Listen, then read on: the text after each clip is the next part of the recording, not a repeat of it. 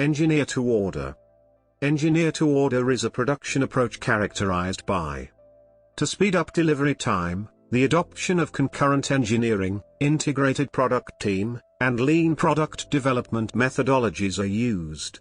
The critical path methodology is also essential.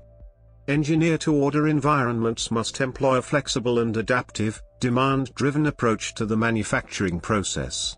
It is usually the right solution when details on a customer order are not provided and engineering development must be added to product lead time.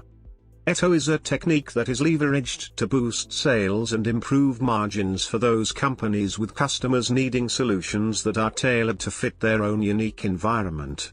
It begins with selling product concepts that don't have fixed designs and are expected to result in a new, unique end product. This could be any product, from enterprise software applications to special aircraft to a pair of jeans.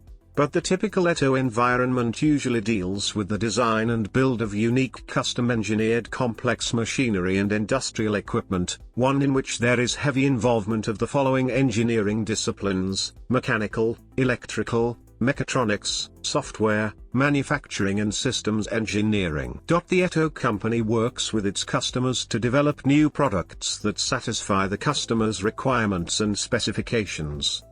Engineer-to-order versus make-to-order. The difference between the ETO approach to production and make-to-order products is that engineering original products to order includes the entire design process. In MTO, companies typically have a fixed design and specifications to start with. The existing design is followed, even if the customer requests some customization of dimensions or materials. In engineering to meet unique customer orders, designs spring from collaboration with the customer, beginning with a need and a concept. Engineers do not know the final specifications, materials, or in software development, even the network or application platform until other primary concepts are ironed out. This is a much more creative process and requires a much closer relationship with clients, ultimately leading to a product that is unique.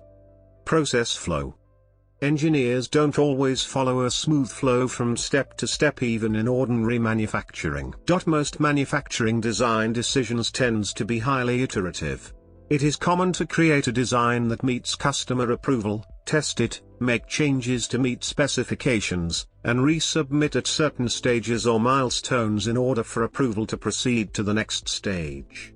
Engineer-to-order, due to its nature, is even more complex and client-centric. This requires ongoing documentation, but the approach typically involves all of the following steps.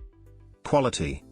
Given the unique nature of the delivered product, clients may accept certain quality risks as a consequence of meeting delivery dates.